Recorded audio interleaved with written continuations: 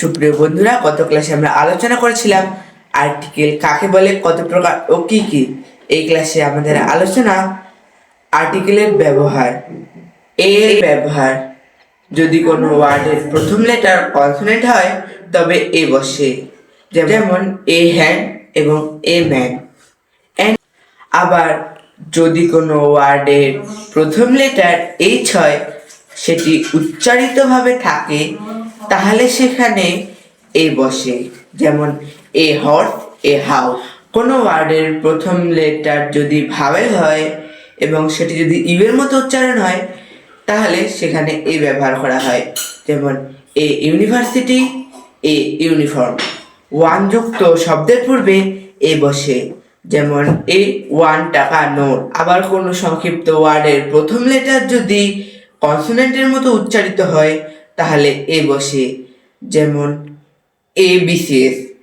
এর ব্যবহার: যদি কোনো ওয়ার্ডের প্রথম লেটার ভাওয়েল থাকে তবে সেখানে এন ব্যবহার করা হয়, যেমন এন আমব্রেলা, এন আইসক্রিম। আবার যদি কোনো ওয়ার্ডের প্রথমে এইচ থাকে এবং তা উচ্চারিত হয় না, তাহলে সেখানে এন ব্যবহার হয়, যেমন an hour, an honest man. One ব্যতীত ও দ্বারা গঠিত সকল শব্দের পূর্বে এন বসে, যেমন এন অরেঞ্জ। আবার কোনো সংক্ষিপ্ত শব্দের প্রথম লেটার যদি ভাওয়েলের মতো উচ্চারণ হয়, তাহলে সেখানে এন বসে, যেমন এন এম এ।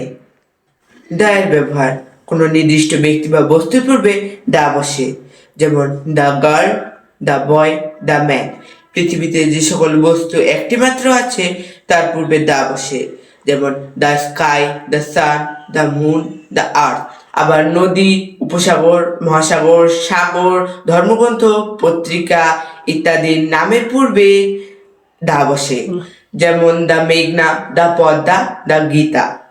আবার জাতীয় সম্প্রদায়ের নামের পূর্বে দা বসে, যেমন the English, the Bengali, the poor. আজকের আলোচনা এই পর্যন্তই। আগামী ক্লাসে দেখা হবে। আপনারা আমাদের পাশে আছেন, পাশে থাকবেন। সকলকে ধন্যবাদ।